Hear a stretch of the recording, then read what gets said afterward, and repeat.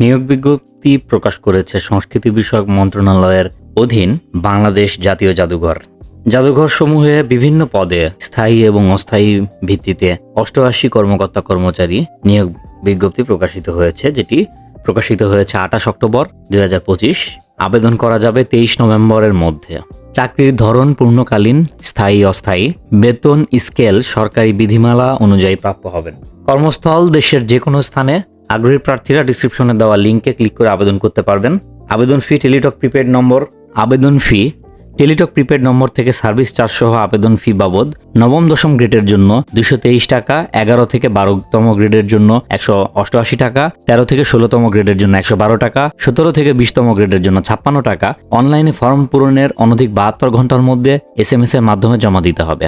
আবেদনের শেষ তারিখ আগামী 23 নভেম্বর 2025 বিকেল 5টা।